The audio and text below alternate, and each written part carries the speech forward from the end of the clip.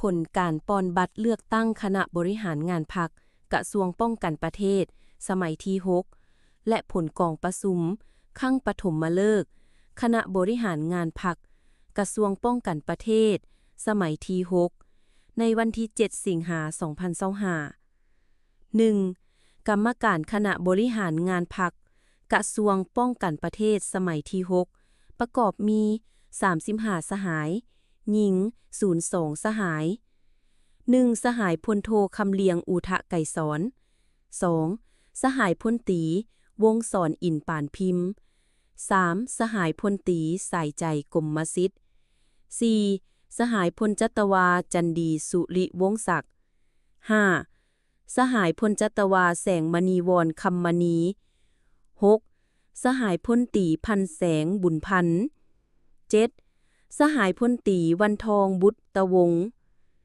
8. สหายพลจัตวากงทองสุขาวงศ์ 9. สหายพลจัตวาวงศักดิ์ศรีพันดร 10. สหายพลจัตวาจอมเพชรไสยสุข 11. สหายพลตรีไพวันจันทพรหมา 12. สหายพลจัตวาเดือนสวรรค์สายพิมพ์คำปทุม 13. สหายพลจัตวาบัวสิงห์อินทวงศ์ 14. สหายพลจัตวาคำสิงห์ลือเดชสมบัติ 15. สหายพลจัตวาศรีพรไซคำทองเหวิน 16. สหายพลจัตวาคำแปงบัวละบัด 17. สหายพลจัตวาจักทะจักไสยวงศา 18. สหายข่าวมณีศรีพร 19. สหายจันทาบุญนวงศ์ 20. สหายพันเอกสอนไซจัญญราช 21. สหายพลจัตวาธนุกรสุริยะแสง 22. สหายศรีทวีไส 23. สหายทองสมัยสุขประเสริฐ 24. สหายพันเอกใจเพชรวงแสนสม 25. สหายพลจัตวาวงจันทร์พันจันทมาน 26. สหายพันเอกภูเงินพรมเมือง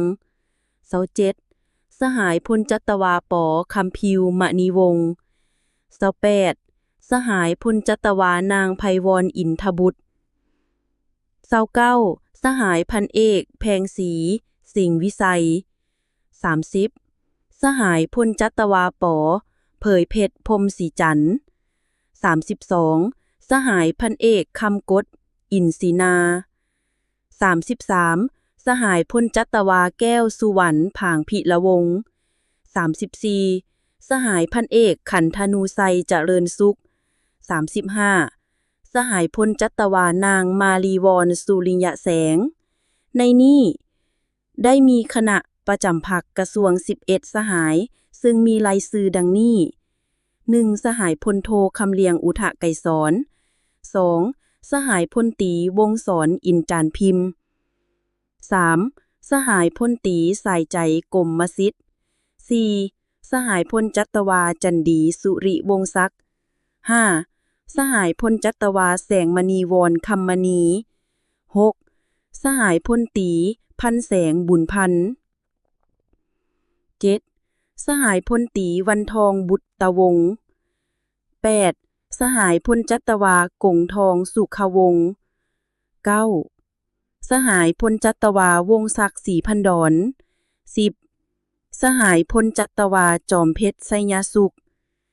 11. สหายพลตรีไพวันจันทพรหมา ในนี้มี3สหายถือว่าเป็นสุดยอดของกระทรวงที่เอิ้นว่าคณะเลขาพรรคกระทรวงได้แก่ 1. สหายพลโทคำเลียงอุทะไกรสอนเป็นเลขาคณะพรรค